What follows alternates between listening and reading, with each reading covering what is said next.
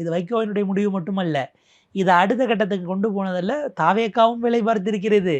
திமுகவை தனிமைப்படுத்துவது என்பதை அரசியல் ரீதியிலாக தாவேகா கான்சியஸாக திட்டமிட்டு துல்லியமாக துரிதமாக செய்திருக்கிறார்களான்னு ஒரு பார்வை வருது இல்லையா? ஏன்னா இன்றைக்கி அதை தான் பாசிட்டிவாக திருமாவர்கள்லேருந்து அத்தனை பேரும் கிளைம் பண்ணுறாங்க.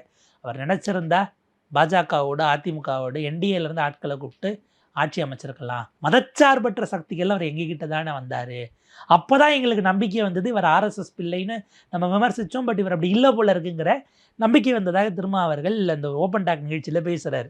அப்போ அப்படியான விஷயங்களை நீங்கள் கிளைம் பண்ணுறீங்கன்னா அது மொத்தமாக திமுகவை தனிமைப்படுத்துவதற்குன்னா அரசியல் ரீதியில் ஒரு எதிர்கட்சி அப்படி தான் செய்ய முடியும். அது சரி தவறுலாம் நம்ம பேச முடியாது. அப்போ அப்படியான ஒரு ஆப்டிக்ஸில் இன்னும் தேர்ந்த கட்சியாக தாவேகா வந்திருக்கு. இதை அப்படியே பொறுமையாக அந்த ப்ராசஸை நகர்த்துறாங்க. நீங்கள் வைகோ அவர்களை சந்தித்த போது வைகோ எக்ஸைட் ஆனார் பாருங்க. அப்போ தான் வேறொரு ஊடகவியலாளர் நம்பர் சொன்னார், நம்ம சின்ன பசங்க இவ்வளவு இதாக பார்த்துட்டு கிரேஸாக போகிறாங்கன்னு சொல்கிறோம், இவ்வளவு முதிர்ந்த அரசியல் தலைவருக்கே அந்த எந்து வருது அப்படின்னு நம்ம பார்க்குறோம்னா அப்புறம் சின்ன பசங்களை நம்ம சொல்லி என்ன பண்ணுறது? அது வந்து நீங்கள் அது அந்த உணர்வை என்னன்னு நம்ம வாசிக்க வேண்டியிருக்கு, நம்ம அதை புரிந்து கொள்ள வேண்டியிருக்கு. ஒரு மதிப்பீட்டில் நம்ம போகிற போக்கில் சொல்வதை தாண்டி இது அதை நம்ம வாசித்தோம்னா தான் அடுத்த கட்டத்தை அரசியலுக்கு எல்லா கட்சிகளும் அது என்னென்னு ரீட் பண்ணி டீகோட் பண்ணாமல் நகர முடியாது அப்படின்னு சொல்லியிருந்தாங்க. ஸோ அந்த மாதிரியான ஒரு இடத்தை நோக்கி தான் இது நகர்கிறது.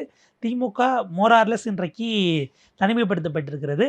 அவங்க அடுத்து வரக்கூடிய உள்ளாட்சி தேர்தலோ இல்லை மற்ற இடங்களிலோ மேபி அவங்களா போய் எந்த கூட்டணியும் அமைக்க மாட்டார்கள்.